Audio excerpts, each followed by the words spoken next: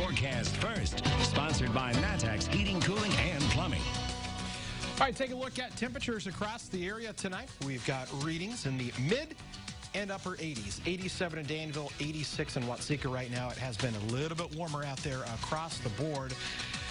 And here's the thing, we're going to keep things warm here this week, but we're hoping for a little bit of rain. We see rain showers out across Iowa into Minnesota and Wisconsin. We're hoping those can make their way in here late tonight. But this evening is going to be a dry and warm one with readings in the mid-70s. We're going to come back, talk about those rain chances that we've got for tonight and tomorrow, and let you know if any of those storms could be strong. That's coming up. WCIA 3 News starts right now. Now on WCIA 3 News. More shootings and more lives lost. Why some people here in central Illinois say we need to be ready. The central Illinois community rallied around Ying Ying Zhang's family when the scholar disappeared. How they're now paying it forward. It's an area that's seen at least 2 semi-crashes in less than a week. What those who drive those trucks want you to know when you share the roads with them. You're watching your local news leader. This is WCIA 3 News at 6. There can be no not going in.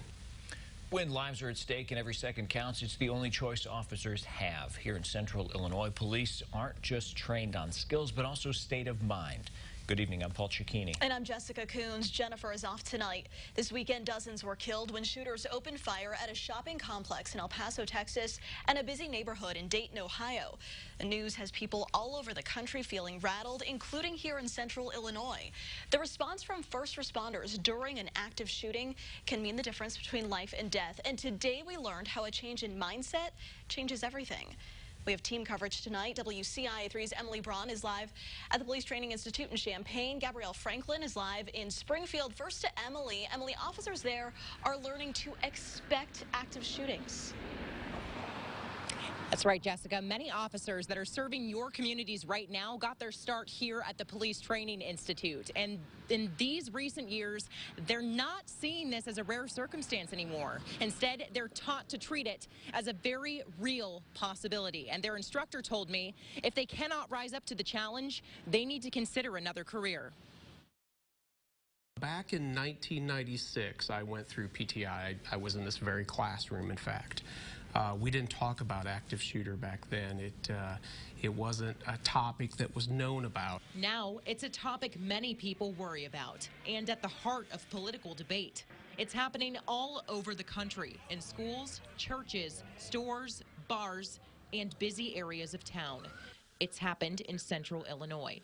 That's why Jeff Verkler with the Police Training Institute tells new officers, you cannot train enough for a job that can kill you. And in today's day and age, it's not a question of if, it's a matter of when. Every officer that goes through here needs to face himself in the mirror or herself in the mirror and say, can I go in and can I do this? His students aren't the only ones learning how to respond to active shooters. Many school leaders like Stacy Cherney are getting those skills too. So in our mindset, we're just preparing as though something will eventually happen.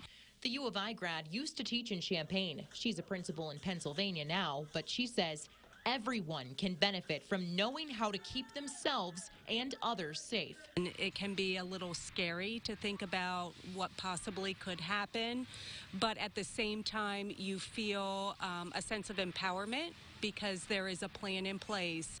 Verkler says people should feel confident in the quality of active shooter training officers get at PTI, but he hopes every police department prioritizes the money and resources needed to keep those life-saving skills sharp.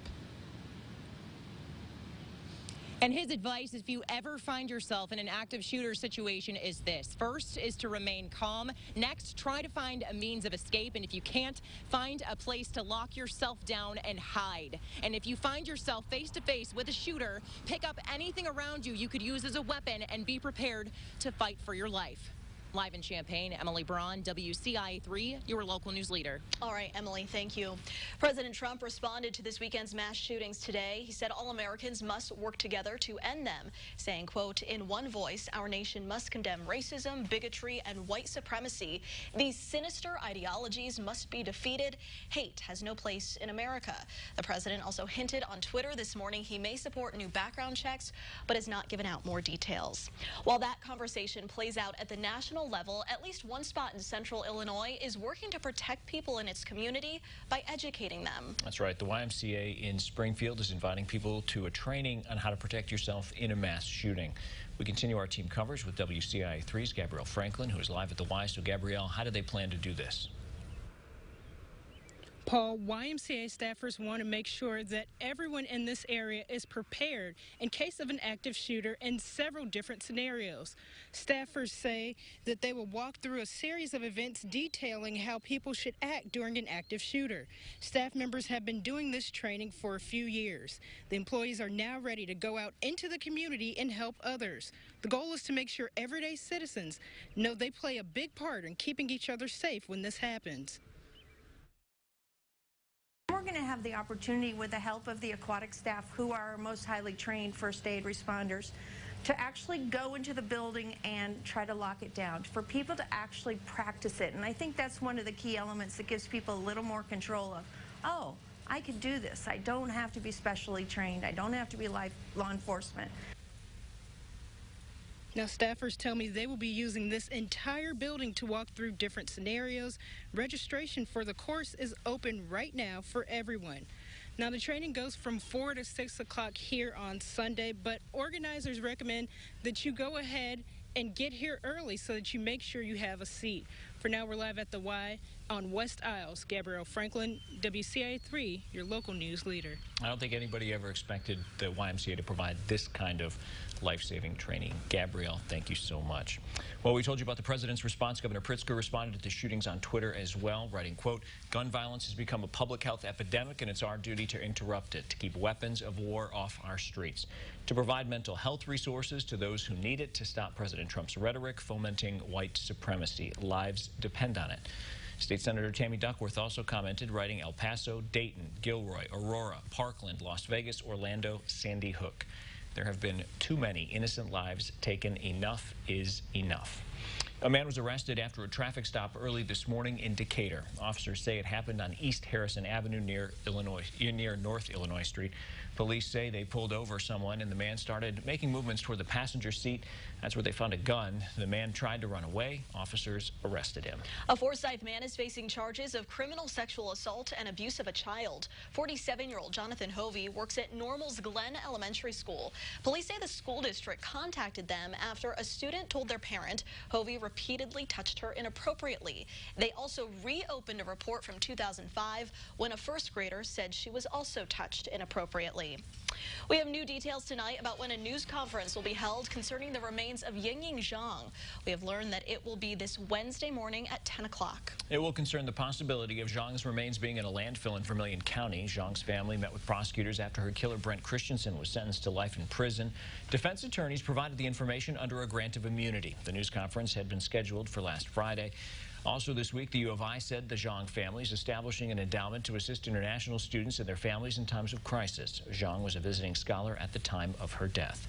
The Piatt County Sheriff's Office says the search continues for a missing teenager. 17-year-old Madison Hicks was last seen about a week ago in Cerro Gordo.